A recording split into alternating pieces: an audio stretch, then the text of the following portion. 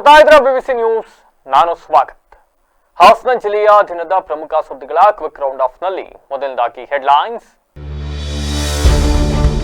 AC ರೂಮ್ನಲ್ಲಿ ಕುಳಿತು ನೀರು ಬಿಡಿ ಎನ್ನುವುದು ಸರಿಯಲ್ಲ. ಅಥಾರಿಟಿಗಳಿಗೆ ನಾಡಿನ ನೀರಿನ ಕ್ಲಾರಿಟಿ ಕೊಡಿ. ರಾಜ್ಯ ಸರ್ಕಾರಕ್ಕೆ ಎಚ್ಡಿಕೆ ಸಲಹೆ. ಪಶು ವೈದ್ಯರ ನೇಮಕಾತಿಯಲ್ಲಿ ಭಾರೀ ಅಕ್ರಮ. ಮೆರಿಟ್ ವಿದ್ಯಾರ್ಥಿಗಳಿಗೆ ನೇರ ನೇಮಕಾತಿಗೆ ಅವಕಾಶ ನೀಡಿ ಸರ್ಕಾರದ ವಿರುದ್ಧ ಶಾಸಕ ಎ ಮಂಜು ಆಕ್ರೋಶ. ಜಮೀನು ಕಳೆದುಕೊಂಡ ರೈತರಿಗೆ ಅನ್ಯಾಯ, ನ್ಯಾಯಯುತ ಪರಿಹಾರ ಸಿಗದಿದ್ರೆ ಸಾಯಲು ಸಿದ್ಧ. ಬೇಲೂರಿನ ಗಂಗೂರು ಗ್ರಾಮದ ರೈತರ ಎಚ್ಚರಿಕೆ. ಅತಿಥಿ ಉಪನ್ಯಾಸಕರ ನೇಮಕಾತಿ ವಿಳಂಬ. ಆಗಸ್ಟ್ 10ರೊಳಗೆ ನೇಮಕ ಮಾಡದಿದ್ರೆ ಉಗ್ರ ಹೋರಾಟ. ಜಿಲ್ಲೆಯಲ್ಲಿ ಎಬಿವಿಪಿ ಎಚ್ಚರಿಕೆ. ಮಳೆತೆ ಕೊರತೆಯಿಂದ ಬೆಳೆ ನಾಶ, ಸಾಲಬಾಧೆ ತಾಳಲಾಗದೆ ರೈತ ಸಾವು. ಹಾಸನದ ಸೋಮನಹಳ್ಳಿಯಲ್ಲಿ ಘಟನೆ.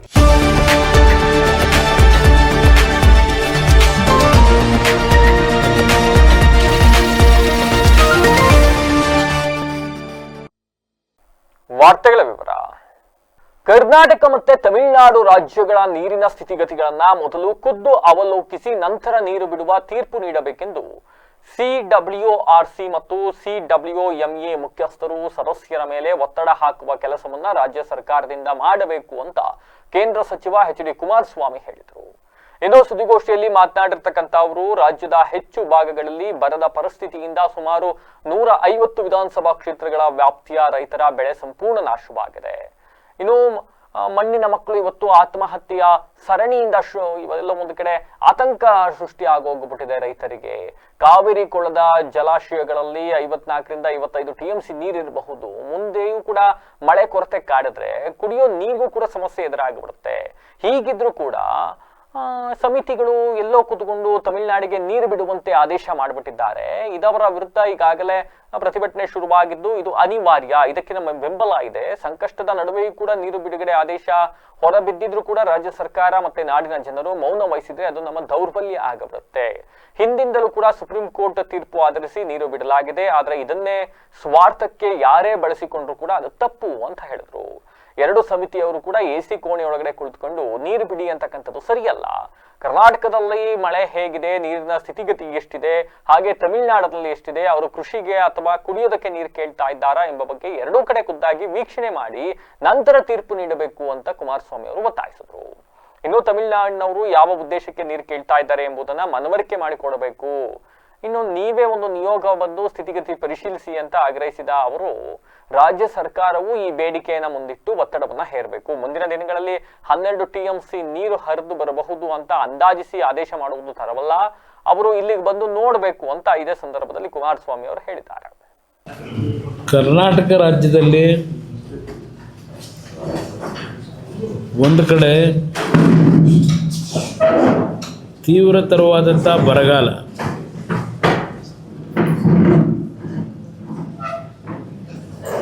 ನಮ್ಮ ಕೃಷ್ಣಾ ಜಲಾನಯ ಪ್ರದೇಶದಲ್ಲಿ ಅಲ್ಲಿರ್ತಕ್ಕಂಥ ಜಲಾಶಯಗಳು ಭರ್ತಿಯಾಗ್ತಕ್ಕಂಥದ್ದು ಒಂದು ಭಾಗವಾದರೆ, ರಾಜ್ಯದ ಉದ್ದಗಲಕ್ಕೂ ಬಹುಶಃ ಸುಮಾರು 150-160 ವಿಧಾನಸಭಾ ಕ್ಷೇತ್ರಗಳಲ್ಲಿ ಮುಂಗಾರಿನಲ್ಲಿ ಬಿತ್ತನೆ ಮಾಡಿದಂಥ ರೈತರ ಬದುಕು ಸಂಪೂರ್ಣವಾಗಿ ನಾಶ ಆಗಿದೆ. ರಾಜ್ಯದಲ್ಲಿ ರೈತರ ಆತ್ಮಹತ್ಯೆ ಸರಣಿ ಪುನಃ ನಾವೇನು 2013ರಿಂದ 2017ನೇ ಇಸ್ವಿವರೆಗೆ ಒಂದೊಂದು ಜಿಲ್ಲೆಗಳಲ್ಲಿ 100-200 ಜನ ರೈತರು ಆತ್ಮಹತ್ಯೆ ಮಾಡ್ಕೊಂಡಂಥದ್ದು ಪ್ರಕ್ರಿಯೆಗಳು ಕಂಡಿದ್ದೇವೆ ನಾವು ಆ ಸಮಯದಲ್ಲಿ. ಇವತ್ತು ಈಗಾಗಲೇ ಪ್ರತಿನಿತ್ಯ ರೈತರ ಆತ್ಮಹತ್ಯೆ ಸರಣಿಯನ್ನು ನೋಡ್ತಾ ಇದ್ದೇವೆ. ನಮ್ಮ ಕಾವೇರಿ ಜಲಾನಯನ ಪ್ರದೇಶದಲ್ಲಿ ಜಲಾಶಯಗಳು ಭರ್ತಿಯಾಗಿಲ್ಲ, ಖಾಲಿ ಇದೆ. ಇವತ್ತು ನಮ್ಮ ಕಾವೇರಿ ಕ್ಯಾಚ್ಮೆಂಟ್ ಏರಿಯಾದ ಇರತಕ್ಕಂಥ ಜಲಾಶಯಗಳಲ್ಲಿ ನನಗಿರ್ತಕ್ಕಂಥ ಮಾಹಿತಿಗಳು ಬಹುಶಃ 54-55 TMC ಈ ಎಲ್ಲ ಜಲಾಶಯಗಳಲ್ಲಿ ಇರ್ತಕ್ಕಂಥ ಒಂದು ನೀರಿನ ಪ್ರಮಾಣ 54-55 TMC ಇದೆ. ನಮಗೆ ಕುಡಿಯೋ ನೀರಿನ ಸಮಸ್ಯೆಗಳು ಮುಂದಿನ ದಿನಗಳಲ್ಲಿ ಇದೇ ರೀತಿಯ ಮಳೆಯ ಕೊರತೆ ಆದರೆ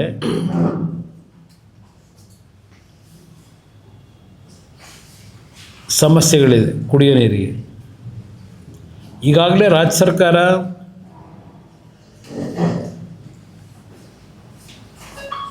ಯಾವುದೇ ರೈತರು ಕೃಷಿಗೆ ನೀರನ್ನು ಅವಲಂಬಿತರಾಗಬೇಡಿ ಅಂತಕ್ಕಂಥದ್ದನ್ನು ಘೋಷಣೆನೂ ಮಾಡಿಬಿಟ್ಟಿದ್ದಾರೆ ಸರ್ಕಾರ.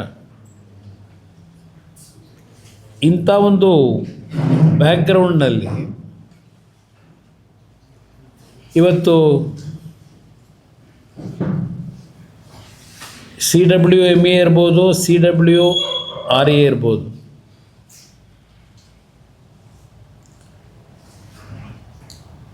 ನಿನ್ನೆ ದಿನ ಅಂತಿಮವಾದ ಒಂದು ಆದೇಶ ಮಾಡಿದ್ದಾರೆ. ಪ್ರತಿದಿನ 3,500 ಕ್ಯೂಸೆಕ್ಸ್ ನೀರನ್ನು ರಾಜ್ಯದಲ್ಲಿ ಪಶು ವೈದ್ಯರ ನೇಮಕಾತಿ ಪ್ರಕ್ರಿಯೆಯಲ್ಲಿ ಭಾರೀ ಅಕ್ರಮ ನಡೆದಿದೆ ಎಂದು ಜೆಡಿಎಸ್ ಶಾಸಕ ಎ ಮಂಜು ಗಂಭೀರ ಆರೋಪವನ್ನ ಮಾಡಿದ್ದಾರೆ. ವಿಧಾನಸೌಧದಲ್ಲಿ ಮಾಧ್ಯಮಗಳೊಂದಿಗೆ ಮಾತನಾಡಿರ್ತಕ್ಕಂಥ ಅವರು ಪಶು ವೈದ್ಯರ ನೇಮಕಾತಿ, ಕಾವೇರಿ ನೀರು ಬಿಡುಗಡೆ ವಿವಾದ ಹಾಗೂ ಮೇಕೆದಾಟು ಯೋಜನೆ ಸೇರಿದಂತೆ ವಿವಿಧ ವಿಷಯಗಳ ಕುರಿತು ಸರ್ಕಾರದ ವಿರುದ್ಧ ತೀವ್ರ ವಾಗ್ದಾಳಿಯನ್ನು ನಡೆಸಿದ್ದಾರೆ. 80 ಲಕ್ಷ ರು ಕೊಟ್ಟು ಹುದ್ದೆ ಪಡೆದವರು ಮುಂದೆ ರೈತರ ಬಳಿ ಹಣ ವಸೂಲಿ ಮಾಡ್ತಾರೆ. ಮೆರಿಟ್ನಲ್ಲಿರುವ ವಿದ್ಯಾರ್ಥಿಗಳಿಗೆ ಮತ್ತೊಮ್ಮೆ ಪರೀಕ್ಷೆ ನಡೆಸಿ ನೇಮಕ ಮಾಡಲು ಹೊರಟಿರ್ತಕ್ಕಂಥದ್ದು ಅಕ್ರಮಕ್ಕೆ ಸ್ಪಷ್ಟ ಸಾಕ್ಷಿಯಾಗಿದೆ. ತಾವು ಸಚಿವರಾಗಿದ್ದಾಗ ಯಾವುದೇ ಪರೀಕ್ಷೆ ಇಲ್ಲದೆ ರೋಸ್ಟರ್ ಪ್ರಕ್ರಿಯೆ ಪಾಲಿಸಿ 650 ಪಶು ವೈದ್ಯರಿಗೆ ನೇರ ನೇಮಕಾತಿ ಮಾಡಿದ್ದನ್ನ ಸ್ಮರಿಸಿದ ಅವರು ಅರ್ಹ ಮೆರಿಟ್ ವಿದ್ಯಾರ್ಥಿಗಳಿಗೆ 2017ರ ಮಾದರಿಯಲ್ಲೇ ನೇರ ನೇಮಕಾತಿಗೆ ಅವಕಾಶ ನೀಡಬೇಕು ಅಂತ ಆಗ್ರಹಿಸಿದರು. ಇನ್ನು ಕಾವೇರಿ ನೀರು ನಿಯಂತ್ರಣಾ ಸಮಿತಿಯ ಸೂಚನೆಗೆ ಆಕ್ಷೇಪ ವ್ಯಕ್ತಪಡಿಸಿ ರಾಜ್ಯದಲ್ಲಿ 60% ಮಳೆ ಕಡಿಮೆಯಾಗಿದ್ದು ಕೆರೆ ಮತ್ತೆ ಡ್ಯಾಂಗಳು ಖಾಲಿಯಾಗಿದ್ದಾವೆ, ನಾವೇ ಹಸಿದುಕೊಂಡು ಬೇರೆಯವರಿಗೆ ಊಟ ಕೊಡೋಕೆ ಹೆಂಗೆ ಸಾಧ್ಯ ಅಂತ ಪ್ರಶ್ನೆ ಮಾಡಿದ್ರು. ಈಗಾಗಲೇ ನೀರು ಹರಿಸಿದ್ರೆ ನಮಗೆ ಕುಡಿಯೋಕೆ ಹನಿ ನೀರು ಸಿಗೋದಿಲ್ಲ, ಸರ್ಕಾರದ ಈ ನಿರ್ಧಾರವನ್ನ ಒಪ್ಪೋದಕ್ಕೆ ಸಾಧ್ಯ ಇಲ್ಲ ಅಂತ ಹೇಳಿರ್ತಕ್ಕಂಥ ಅವರು ಕಾವೇರಿ ವಿಚಾರದಲ್ಲಿ ರಾಜಕೀಯ ಮಾಡಬಾರದು, ರೈತರ ಪರ ಹೋರಾಟಕ್ಕೆ ನಮ್ಮ ಸಂಪೂರ್ಣ ಬೆಂಬಲ ಇದೆ ಅಂತ ಇದೇ ವೇಳೆ ಸ್ಪಷ್ಟಪಡಿಸಿದ್ರು. ಒಟ್ಟು 650 ಪಶುವೈದ್ಯ ಅಧಿಕಾರಿಗಳಿಗೆ ನೇರ ನೇಮಕಾತಿಯನ್ನು ಮಾಡೋದಕ್ಕೆ ನನ್ನ ಮಂತ್ರಿ ಅವಧಿಯಲ್ಲಿ ಮಾಡಿದ್ದು. ಆವಾಗ ಸುಮಾರು 450 ಎಲ್ಲ ಮಾಡೋದು, 125 ಹೈದರಾಬಾದ್ ಕರ್ನಾಟಕಕ್ಕೆ ರಿಸರ್ವ್ ಮಾಡ್ತಕ್ಕಂಥದ್ದು. ಈ SC ST ಇದಕ್ಕೆ 75, ಒಟ್ಟು 650ನ ನೇರ ನೇಮಕಾತಿಯನ್ನು ನಾವು ಮಾಡಿದ್ದು. ಕಾರಣ ಇಷ್ಟೇ, ನಮ್ಮ ಹಾಸ್ಪಿಟ್ಲ್ಗಳಲ್ಲಿ ಡಾಕ್ಟರ್ಗಳಿರಲಿಲ್ಲ, ವೈದ್ಯರ ಕೊರತೆ ಇತ್ತು, ರೈತರ ಜಾನುವಾರುಗಳಿಗೆ ಮೆಡಿಸಿನ್ಸು ಇಂಜೆಕ್ಷನ್ ಕೊಡ್ತಕ್ಕಂಥದ್ದಕ್ಕೆ ಭಾರಿ ತಾಪತ್ರೆ ಆಗಿತ್ತು ಅಂಥೇಳಿ ಮುಖ್ಯಮಂತ್ರಿಯನ್ನು ಮನವೊಲಿಸಿ ಡೈರೆಕ್ಟಾಗಿ ಕ್ಯಾಬಿನೆಟಲ್ಲಿ ಅಪ್ರೂವ್ ಮಾಡಿ ಅವ್ರಿಗೆಲ್ಲ ಅಪಾಯಿಂಟ್ಮೆಂಟ್ ಕೊಡಿಸಿದ್ದು. ಅದೇ ರೀತಿಯಾಗಿ ಈ ಸರ್ಕಾರ ಯಾಕೆ ಎತ್ತಿನಹೊಳೆ ಯೋಜನೆಯ ಕಾಮಗಾರಿಗಾಗಿ ಭೂಮಿ ನೀಡಿದ ಬೇಲೂರು ತಾಲೂಕಿನ ಹಳೆಬೀಡು ಹೋಬಳಿಯ ಐದಳಕಾವಲು ವ್ಯಾಪ್ತಿಯ ರೈತರು ಸರ್ಕಾರಕ್ಕೆ ಮತ್ತೆ ಅಧಿಕಾರಿಗಳು ನಮಗೆ ಸೂಕ್ತವಾದ ಪರಿಹಾರ ನೀಡದೆ ವಂಚಿಸ್ತಾ ಇದ್ದಾರೆ ಅಂತ ಆರೋಪಿಸಿದ್ದಾರೆ. ಇನ್ನು ಗಂಗೂರು ಗ್ರಾಮದ ರೈತರು ನ್ಯಾಯ ಸಿಗದಿದ್ರೆ ಉಗ್ರ ಹೋರಾಟ ನಡೆಸುವುದಾಗಿ ಎಚ್ಚರಿಕೆಯನ್ನು ನೀಡಿದ್ದಾರೆ. ಕಳೆದ 8-9 ವರ್ಷಗಳ ಹಿಂದೆ ಯೋಜನೆಗಾಗಿ ಗುತ್ತಿಗೆದಾರರು ರೈತರೊಂದಿಗೆ ಒಪ್ಪಂದ ಮಾಡಿಕೊಂಡು ಎಕರೆಗೆ 50,000 ರೂಪಾಯಿ ಮುಂಗಡ ಮನ್ನಾ ನೀಡಿ ಜಾಗವನ್ನು ಪಡೆದಿದ್ರು. 1 ರಿಂದ 1.5 ವರ್ಷದಲ್ಲಿ ಪೂರ್ಣ ಪರಿಹಾರ ಕೊಡುವ ಭರವಸೆಯನ್ನು ಕೂಡ ನೀಡಲಾಗಿತ್ತಂತೆ. ಆದರೆ ಕಳೆದ 4-5 ವರ್ಷಗಳಿಂದ ಅರಣ್ಯ ಹಾಗೂ ಕಂದಾಯ ಇಲಾಖೆಯ ನೆಪವನ್ನ ಹೇಳಿಕೊಂಡು ಪರಿಹಾರ ವಿಳಂಬವನ್ನು ಮಾಡಲಾಗ್ತಾ ಇದೆ. ಇನ್ನು ಐದಳಕಾವಲು ವ್ಯಾಪ್ತಿಯ 150 ಎಕರೆಗೆ ಸುಮಾರು 28.5 ಕೋಟಿ ಪರಿಹಾರ ನೀಡಲು ಕ್ಯಾಬಿನೆಟ್ ಅನುಮೋದನೆ ನೀಡಿ ಹಣವನ್ನು ಕೂಡ ಬಿಡುಗಡೆಗೊಳಿಸಿತ್ತು. ಜುಲೈ 30ರೊಳಗೆ ಪರಿಹಾರ ವಿತರಿಸುವುದಾಗಿ ಸಹಕಾರ ಕಮಿಷನರ್ ಭರವಸೆಯನ್ನು ಕೂಡ ನೀಡಿದ್ರಂತೆ. ಆದರೆ ಇತ್ತೀಚಿನ ಸಭೆಯಲ್ಲಿ ಎಕರೆಗೆ ಕೇವಲ 2.5 ಲಕ್ಷ ರೂಪಾಯಿ ನೀಡುವುದಾಗಿ ತಿಳಿಸಿ ರಾತ್ರೋರಾತ್ರಿ ಮನೆಗೆ ಬಂದು ಬಾಕ್ಲಿಂಗ್ ನೋಟಿಸ್ನ ಅಂಟಿಸಿ ದಬ್ಬಾಳಿಕೆ ನಡೆಸಲಾಗಿದೆ ಅಂತ ರೈತರು ಆಕ್ರೋಶವನ್ನು ವ್ಯಕ್ತಪಡಿಸಿದ್ದಾರೆ. ಇನ್ನು ನಮ್ಮ ಕುಟುಂಬದ ಜೀವನಾಧಾರವಾಗಿರುವ ಜಮೀನು ಕಳೆದುಕೊಂಡ್ರೆ ಬದುಕೋದು ಕಷ್ಟ. ರಾತ್ರಿ ವೇಳೆ ಅಧಿಕಾರಿಗಳು ಬಂದು ಬೆದರಿಕೆ ಹಾಕ್ತಿದ್ದಾರೆ. ನ್ಯಾಯಯುತ ಪರಿಹಾರ ಸಿಗದಿದ್ರೆ ವಿಷ ಕುಡಿದು ಪ್ರಾಣ ಬಿಡುತ್ತೇವೆ ಹೊರತು ಜಾಗ ಬಿಡೋದಿಲ್ಲ. ನಮ್ಮ ಜೀವ ಹೋದ್ರೂ ಪರವಾಗಿಲ್ಲ, JCB ಕೆಳಗೆ ಮಲಗಿ ಸಾಯಕ್ ನಾವು ಸಿದ್ಧ ಇದ್ದೀವಿ, ಆದ್ರೆ ನಮ್ಮ ಜಾಗವನ್ನ ಬಿಟ್ಕೊಡೋದಿಲ್ಲ ಅಂತ ರೈತ ಮಹಿಳೆಯರಾದ ಭಾಗ್ಯಮ್ಮ, ಪುಟ್ಟಮ್ಮ ಹಾಗೂ ಸಿಂಧು ಅಂತಕ್ಕಂಥವ್ರು ಕಣ್ಣೀರು ಹಾಕಿದ್ದಾರೆ. ಈ ಸಂದರ್ಭದಲ್ಲಿ ಗ್ರಾಮಸ್ಥರಾದ ವಸಂತಕುಮಾರ್, ದರ್ಶನ್, ಕೃಷ್ಣಮೂರ್ತಿ, ವೀರಭದ್ರೇಗೌಡ, ಶಿವೇಗೌಡ, ರೈತ ಸಂಘದ ಹೋಬಳಿ ಕಾರ್ಯದರ್ಶಿ ಗಂಗಾಧರಪ್ಪ, ಚಂದ್ರಮ್ಮ, ರಾಧಾ ಗಾಯತ್ರಿ ಅಂತ ಮುಂತಾದವರು ಹಾಜರಿದ್ದರು. ಜಮೀನಿದೆ, ನಮ್ಮ ಮಕ್ಕಳೆಲ್ಲ ಹೊರಗಡೆ ಇದ್ದಾರೆ.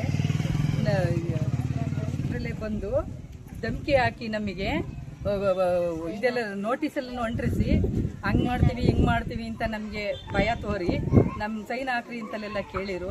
ನಾವು ಸೈನ್ ಹಾಕಕ್ಕಲ್ಲ ಅಂತ ಅಂದು ಅದಕ್ಕೋಸ್ಕರವ ನೋಟಿಸ್ ಅಂಟಿಸಿ ಹೋಗ್ಯಾರೆ. ಜಮೀನು ಬಿಡಲ್ಲ, ನಮಗೆ ಪರಿಹಾರ ಅದು ಎಷ್ಟು ಏನು ತೀರ್ಮಾನ ಮಾಡಿ ಕೊಡೋವರೆಗೂ ನಾವು ಜಮೀನು ಬಿಡಲ್ಲ. ನಾವು ಪ್ರಾಣ ಕಳ್ಕೊಳ್ಳೋಕ್ಕೂ ಸಿದ್ಧರಾಗಿದ್ದೀವಿ, ನಾವು ಜಮೀನಂತೂ ಬಿಡೋಕ್ಕೆ ತಯಾರಾಗಿಲ್ಲ. ನಾವು ಕಳ್ಕೊಳ್ಳೋಕ್ಕೂ ಸಿದ್ಧರಾಗಿದ್ದೀವಿ, ನಾವು ಜಮೀನಂತೂ ಬಿಡೋಕ್ಕೆ ತಯಾರಾಗಿಲ್ಲ. ಅದೇನು ಮುಂದೆ ಬರುತ್ತೆ ನಾವು ಬಿಡ್ತೀವಿ. ನನ್ನ ಹೆಸರು ಗಂಗಾಧರಪ್ಪ ಅಂತ, ಇದೇ ಹೋಬಳಿಯವರು. ಇಲ್ಲಿ ಗಂಗೂರಲ್ಲಿ ಇವತ್ತು ಏನಾಗಿದೆ, ಎತ್ತಿನೊಳೆ ಜಮೀನು ಎಲ್ಲ ಅಕ್ರೂರ್ ಮಾಡ್ಕೊಂಡು ಇದು ಮಾಡ್ತಾ ಇದ್ದಾರೆ. ಅವರಿಗೆ ಸರಿಯಾದ ರೀತಿ ಪರಿಹಾರ ಕೊಡ್ತಾ ಇಲ್ಲ. ಅಲ್ಲಿ ನೋಡಿ ಬಿಡದಿಲ್ಲಿ ನೋಡಿದ್ರೆ ಎಕರೆಗೆ 2.5 ಕೋಟಿ ಅಂತಾರೆ, ಇಲ್ಲಿ ಬರೀ 2.5 ಲಕ್ಷ ಅಂತಾರೆ. ಇದು ಯಾವ ನ್ಯಾಯ? ರೈತರಿಗೆ ಯಾವ ನ್ಯಾಯ? ಇದು ರೈತರಿಗೆ ಸರಿಯಾದ ರೀತಿ ಕೊಡಲಿಲ್ಲ, ನ್ಯಾಯ ಒದಗಿಸ್ಕೊಡ್ಲಿಲ್ಲ ಅಂದರೆ ನಾವು ಏನು ಯಾವ ಮಟ್ಟಕ್ಕೆ ಹೋರಾಟ ಮಾಡೋಕ್ಕೂ ನಾವು ಸಿದ್ಧ ಇದ್ದೀವಿ. ರೈತ ಸಂಘ, ನಮ್ಮ ರೈತ ಮಹಿಳೆಯರು ಮತ್ತು ರೈತ ಅಣ್ಣ ತಮ್ಮಂದಿರು ಏನೇ ಯಾವುದೇ ಮಟ್ಟಕ್ಕೆ ಹೋರಾಟ ಮಾಡೋಕ್ಕೂ ನಾವು ಸಿದ್ಧ ಇದ್ದೀವಿ. ಈಗ ಸರ್ಕಾರ ಕೆಲಸ ಮಾಡಕ್ಕೆ ಬಂದರೆ ನಾವು ತಡೆ ಮಾಡ್ತೀವಿ. ಬೇಕಾದಾಗಲಿ ಎಲ್ಲಿ ಕೋರ್ಟ್ ಕಚೇರಿಗೆ ಹೋಗೋದಾಗ್ಲಿ ನಾವು ಸಿದ್ಧ ಇದ್ದೀವಿ. ಪ್ರಾಣ ಕಳ್ಕೊಳ್ಳೋಕ್ಕೂ ರೆಡಿ ಇದ್ದೀವಿ ನಾವು. ರೈತರ ಭೂಮಿ ಏನಕ್ಕೆ ಬೇಕು? ಒಂದು ಉದಾಹರಣೆ ಅರಣ್ಯ ಅಲ್ಲೇ ಇದೆ. ನಾವು ಈ ಭಾಗದ ಎತ್ತಿನೊಳೆ ಯೋಜನೆ ಎಲ್ಲ ಭಾಗದ ರೈತರು ನಾವೆಲ್ಲ ರೈತರು ಸೇರಿ ಸಾಂಕೇತಿಕವಾಗಿ ಒಂದು ಪ್ರತಿಭಟನೆ ಮಾಡ್ತಾ ಇದ್ದೀವಿ. ಉದ್ದೇಶ ಇಷ್ಟೇ, ಏನು ನಮಗೆ ಡ್ಯುವೆಲ್ ಕ್ಲೈಮ್ ಕೊಟ್ಟು ಡ್ಯುವೆಲ್ ಕ್ಲೈಮಲ್ಲಿ 28.5 ಕೋಟಿ ಕ್ಯಾಬಿನೆಟ್ ಆದೇಶ ಮಾಡಿ ದುಡ್ಡು ಕೊಟ್ಟು, ಆ ದುಡ್ಡಲ್ಲಿ ಇವತ್ತು ದುಡ್ಡು ಕೊಡೋದಕ್ಕೆ ನಮಗೆ ಅಧಿಕಾರಿಗಳಿಗೆ ನಮಗೆ ಆದೇಶ ಇಲ್ಲ, ನಮಗೆ ಸರಿಯಾದ ರೀತಿಯಲ್ಲಿ ಸರ್ಕಾರ ಇಲ್ಲ, ಇದು ಡಾಕ್ಯುಮೆಂಟೇಶನ್. ಅತಿಥಿ ಉಪನ್ಯಾಸಕರ ನೇಮಕಾತಿ ವಿಳಂಬದಿಂದಾಗಿ ಪದವಿ ಕಾಲೇಜುಗಳಲ್ಲಿ ಸರಿಯಾದ ತರಗತಿಗಳು ನಡೀತಾ ಇಲ್ಲ. ಕೂಡಲೇ ಅತಿಥಿ ಉಪನ್ಯಾಸಕರನ್ನ ನೇಮಿಸಿ ವಿದ್ಯಾರ್ಥಿಗಳಿಗೆ ಯಾವುದೇ ತೊಂದರೆಯಾಗದಂತೆ ತರಗತಿಗಳು ನಡೆಸೋಕೆ ಸರ್ಕಾರ ಕ್ರಮ ವಹಿಸಬೇಕು ಅಂತ ಅಖಿಲ ಭಾರತ ವಿದ್ಯಾರ್ಥಿ ಪರಿಷತ್ ಜಿಲ್ಲಾ ಸಂಚಾಲಕ ವರುಣ್ ಪುರಾಣಿಕ್ ಅಂತಕ್ಕಂಥವ್ರು ಆಗ್ರಹಿಸಿದ್ದಾರೆ. ಇನ್ನು ಹಾಸನದಲ್ಲಿ ABP ವತಿಯಿಂದ ಹಮ್ಮಿಕೊಳ್ಳಲಾಗಿದ್ದ ಪ್ರತಿಭಟನೆಯಲ್ಲಿ ಮಾತನಾಡಿರ್ತಕ್ಕಂಥ ಅವರು, ಪದವಿ ಕಾಲೇಜುಗಳು ಪ್ರಾರಂಭವಾಗಿ ತಿಂಗಳುಗಳೇ ಕಳೆದರೂ ಕೂಡ ಅತಿಥಿ ಉಪನ್ಯಾಸಕರಿಲ್ಲದೆ ವಿದ್ಯಾರ್ಥಿಗಳಿಗೆ ಪಾಠ ಪ್ರವಚನಗಳು ಸಮರ್ಪಕವಾಗಿ ನಡೀತಾ ಇಲ್ಲ. ಅಂಡ್ ಸರ್ಕಾರಿ ಕಾಲೇಜುಗಳಲ್ಲಿ ವಿದ್ಯಾಭ್ಯಾಸ ಮಾಡುವವರು ಸಾಮಾನ್ಯವಾಗಿ ಬಡ ವರ್ಗದವರೇ ಆಗಿರ್ತಾರೆ. ಬೋಧಕರಿಲ್ಲದೆ ಸರಿಯಾದ ಶಿಕ್ಷಣ ಸಿಗದೆ ವಿದ್ಯಾರ್ಥಿಗಳು ಪರಿತಪ್ಪಿಸುವಂತಾಗಿದೆ. ಇದರಿಂದ ಕೇವಲ ಕಾಯಂ ಬೋಧಕ ಸಿಬ್ಬಂದಿಯಿಂದ ಮಾತ್ರ ಅಲ್ಲ, ಸಿಲೆಬಸ್ ಪೂರ್ಣಗೊಳಿಸೋದಕ್ಕೆ ಇವೆಲ್ಲವೂ ಕೂಡ ಆಗಬೇಕು ಅಂತ ಅಂದ್ರೆ ಅತಿಥಿ ಉಪನ್ಯಾಸಕರ ಅವಶ್ಯಕತೆ ಕೂಡ ಇರುತ್ತೆ. ಹೀಗಾಗಿ ಸರ್ಕಾರ ಕೂಡಲೇ ಎಚ್ಚೆತ್ತುಕೊಂಡು ಆಗಸ್ಟ್ 10ರ ಒಳಗೆ ಶೀಘ್ರವಾಗಿ ಅತಿಥಿ ಉಪನ್ಯಾಸಕರನ್ನ ನೇಮಿಸಬೇಕು. ಒಂದು ವೇಳೆ ನಿಗದಿತ ದಿನಾಂಕದೊಳಗೆ ಬೇಡಿಕೆಯನ್ನು ಈಡೇರಿಸ್ತಾ ಇದ್ರೆ ಮುಂದಿನ ದಿನಗಳಲ್ಲಿ ಉಗ್ರ ಹೋರಾಟ ನಡೆಸಬೇಕಾಗುತ್ತೆ ಅಂತಕ್ಕಂಥ ಎಚ್ಚರಿಕೆಯನ್ನು ನೀಡಿದ್ದಾರೆ. ಅಂದರೆ ಅತಿಥಿ ಉಪನ್ಯಾಸಕರು ನೇಮಕಾತಿ ಆಗಿಲ್ಲ. ಆಗಲೇ ಕಾಲೇಜು ಶುರುವಾಗಿ 1 ತಿಂಗಳು ಆಗ್ತಾ ಬಂತು. ಜೂನಲ್ಲೇ ಕಾಲೇಜ್ ಶುರುವಾಗಿ 1 ತಿಂಗಳಾಯಿತು, ಇನ್ನೂ ಅತಿಥಿ ಉಪನ್ಯಾಸಕರು ನೇಮಕಾತಿ ಆಗಿಲ್ಲ. ರಾಜ್ಯದಲ್ಲಿ ಸುಮಾರು 430ಕ್ಕೂ ಹೆಚ್ಚು ಪ್ರಥಮ ದರ್ಜೆ ಕಾಲೇಜುಗಳಿದೆ, ಆದರೆ ಯಾವುದರಲ್ಲೂ ಶಿಕ್ಷಕರಿಲ್ಲ. ಸ್ಟೂಡೆಂಟ್ಸು ಬರ್ತಾರೆ, ಒಂದು ಕ್ಲಾಸಿಗೆ ಕೂತ್ಕೊಂಡು ಬಾಕಿ ಕ್ಲಾಸ್ ಎದ್ದೋಗ್ತಾರೆ. ಯಾಕೆ ಅಂತ ಕೇಳಿದರೆ ಅವ್ರಿಗೆ ಕ್ಲಾಸ್ಗಳಾಗ್ದಲೇ ಇರೋ ಕಾರಣ ಅತಿಥಿ ಉಪನ್ಯಾಸಕರು. ಸೊ ಸರ್ಕಾರ ಈ ಅತಿಥಿ ಉಪನ್ಯಾಸಕರನ್ನ ಪ್ರತಿ ವರ್ಷ ಇದೇ ರೀತಿ ಆಗ್ತಿದೆ. ಯಾವಾಗಲೂ ಎಕ್ಸಾಮ್ಗೆ ಇನ್ನೊಂದು ವಾರ ಇರಬೇಕಾದ್ರೆ ಅತಿಥಿ ಉಪನ್ಯಾಸಕರು ನೇಮಕಾತಿ ಮಾಡಿಬಿಟ್ಟು ಎಕ್ಸಾಮ್ನ ಮುಂದಕ್ಕೆ 1 ವಾರ ಪೋಸ್ಟ್ಪೋನ್ ಮಾಡಿ ಓದ್ಕೊಂಬನ್ನಿ ಅಂತಾರೆ. ಆದರೆ ಸರ್ಕಾರಿ ಕಾಲೇಜ್ಗೆ ಬರುವಂಥ ವಿದ್ಯಾರ್ಥಿಗಳು ಯಾವ ಥರ ಅಂದರೆ ಮಧ್ಯಮ ವರ್ಗದ ಹಾಗೂ ಕೆಳ ಮಧ್ಯಮ ವರ್ಗದ ವಿದ್ಯಾರ್ಥಿಗಳು ಸರ್ಕಾರಿ ಕಾಲೇಜ್ಗಳಿಗೆ ಬರೋದು. ಅವರ ಹತ್ರ ಹೆಚ್ಚಿನ ಹಣ ಇರೋದಿಲ್ಲ. ಪ್ರೈವೇಟ್ ಇನ್ಸ್ಟಿಟ್ಯೂಷನ್ಸಲ್ಲಿ ಆಗಲೇ ಅರ್ಧ ಸಾಲಬಾಧೆಯನ್ನ ತಾಳಲಾರದೆ ರೈತ ಆತ್ಮಹತ್ಯೆ ಮಾಡಿಕೊಂಡಿರುವ ಘಟನೆ ಹಾಸನ ತಾಲೂಕಿನ ಸೋಮನಹಳ್ಳಿ ಕಾವಲು ಗ್ರಾಮದಲ್ಲಿ ನಡೆದಿದೆ. 42 ವರ್ಷದ ರಾಮೇಗೌಡ ಆತ್ಮಹತ್ಯೆಗೆ ಶರಣಾದ ರೈತ. ಬ್ಯಾಂಕ್, ಫೈನಾನ್ಸ್, ಕೈ ಸಾಲ ಸೇರಿ ಒಟ್ಟು 16 ಲಕ್ಷ ಸಾಲ ಮಾಡಿಕೊಂಡಿದ್ರು. ಸಾಲ ಮಾಡಿ ಬಿತ್ತನೆ ಮಾಡಿದ್ದ ಬೆಳೆ ಮಳೆ ಕೊರತೆಯಿಂದ ಸಂಪೂರ್ಣ ನಾಶವಾಗಿತ್ತು. ಮನೆ ಕಟ್ಟೋದಕ್ಕೆ 4 ಲಕ್ಷ ಸಾಲ ಮಾಡಿದ್ದ ರಾಮೇಗೌಡ ಸಾಲ ತೀರಿಸಲಾಗಿದೆ ಸಂಕಷ್ಟಕ್ಕೆ ಸಿಲುಕಿದ್ರು. ಇಂದು ತನ್ನ ಜಮೀನಿನಲ್ಲಿ ಮರಕ್ಕೆ ನೇಣು ಬಿಗಿದುಕೊಂಡು ಆತ್ಮಹತ್ಯೆಗೆ ಶರಣಾಗಿದ್ದಾರೆ. ಸ್ಥಳಕ್ಕೆ ಗ್ರಾಮಾಂತರ ಪೊಲೀಸರು ಭೇಟಿ ನೀಡಿ ಪರಿಶೀಲನೆ ನಡೆಸಿದ್ದಾರೆ. ಈಗ ಮತ್ತೊಮ್ಮೆ ಹೆಡ್ಲೈನ್ಸ್. ಎಸಿ ರೂಮ್ನಲ್ಲಿ ಕುಳಿತು ನೀರು ಬಿಡಿ ಎನ್ನುವುದು ಸರಿಯಲ್ಲ. ಅಥಾರಿಟಿಗಳಿಗೆ ನಾಡಿನ ನೀರಿನ ಕ್ಲಾರಿಟಿ ಕೊಡಿ. ರಾಜ್ಯ ಸರ್ಕಾರಕ್ಕೆ ಎಚ್ಡಿಕೆ ಸಲಹೆ. ಪಶು ವೈದ್ಯರ ನೇಮಕಾತಿಯಲ್ಲಿ ಭಾರೀ ಅಕ್ರಮ. ಮೆರಿಟ್ ವಿದ್ಯಾರ್ಥಿಗಳಿಗೆ ನೇರ ನೇಮಕಾತಿಗೆ ಅವಕಾಶ ನೀಡಿ ಸರ್ಕಾರದ ವಿರುದ್ಧ ಶಾಸಕ ಎ ಮಂಜು ಆಕ್ರೋಶ. ಜಮೀನು ಕಳೆದುಕೊಂಡ ರೈತರಿಗೆ ಅನ್ಯಾಯ, ನ್ಯಾಯಯುತ ಪರಿಹಾರ ಸಿಗದಿದ್ರೆ ಸಾಯಲು ಸಿದ್ಧ. ಬೇಲೂರಿನ ಗಂಗೂರು ಗ್ರಾಮದ ರೈತರ ಎಚ್ಚರಿಕೆ. ಅತಿಥಿ ಉಪನ್ಯಾಸಕರ ನೇಮಕಾತಿ ವಿಳಂಬ. ಆಗಸ್ಟ್ 10ರೊಳಗೆ ನೇಮಕ ಮಾಡದಿದ್ರೆ ಉಗ್ರ ಹೋರಾಟ. ಜಿಲ್ಲೆಯಲ್ಲಿ ಎಬಿವಿಪಿ ಎಚ್ಚರಿಕೆ. ಮಳೆತೆ ಕೊರತೆಯಿಂದ ಬೆಳೆ ನಾಶ, ಸಾಲಬಾಧೆ ತಾಳಲಾಗದೆ ರೈತ ಸಾವು. ಹಾಸನದ ಸೋಮನಹಳ್ಳಿಯಲ್ಲಿ ಘಟನೆ. ಇದಾಗಿ ಸುತ್ತಿನ ವಿಶೇಷ. ನಿರಂತರ ಸುದ್ದಿಗಾಗಿ ನೋಡ್ತಾ ಇರಿ BBC ಟಿವಿ, ಸತ್ಯದ ಕಡೆ ನಮ್ಮ ನಡೆ.